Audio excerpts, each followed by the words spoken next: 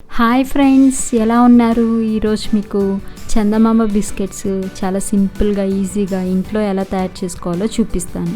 ఒక ప్లేట్ తీసుకుని దాంట్లో ఒక కప్పు మైదా, హాఫ్ కప్పు పంచదార వేసుకుని, పంచదార పొడి వాడుకుంటున్నాం ఇక్కడ. రెండు బాగా కలిసిపోయేటట్టు బాగా మిక్స్ చేసుకోండి. మిక్స్ చేసుకున్న తర్వాత కొద్దిగా ఆయిల్ వేసుకుంటూ పిండి మొత్తాన్ని చపాతీ పిండిలాగా కలపండి.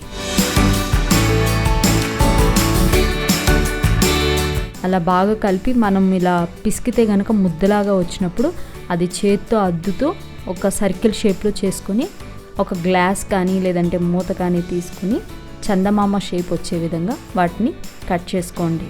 ఇదిగో ఈ విధంగా కట్ చేసుకుంటూ ఉండండి.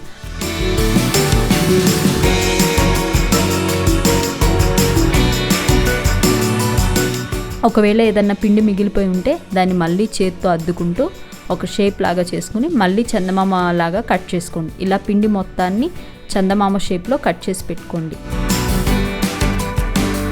తర్వాత పొయ్యి మీద ప్యాన్ పెట్టుకుని ప్యాన్లో ఉప్పు అంతా స్ప్రెడ్ చేసి పెట్టుకోండి.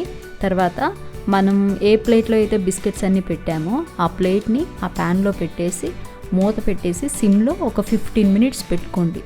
ఒక 15 మినిట్స్ తర్వాత మూత తీసి చూస్తే బిస్కెట్స్ అడుగు బాగాన కలర్ చేంజ్ అయ్యి ఉంటుంది, అంటే లైట్గా బ్రౌన్ కలర్ వచ్చి ఉంటుంది. అప్పుడు ఇంకా స్టవ్ ఆఫ్ చేసి దాంట్లో నుంచి ఆ ప్యాన్లో నుంచి ప్లేట్ తీసి పక్కన చల్లారి పెట్టుకోండి. ఒక 10 మినిట్స్ చల్లారిన తర్వాత అప్పుడు బిస్కెట్స్ని తీస్తే కనుక చాలా టేస్టీగా, చాలా స్వీట్గా, చాలా బాగుంటాయి. ఎంత బాగా అయిందో చూడండి. చాలా సింపుల్, మనం ఈజీగా ఇంట్లోనే చేసుకోవచ్చు.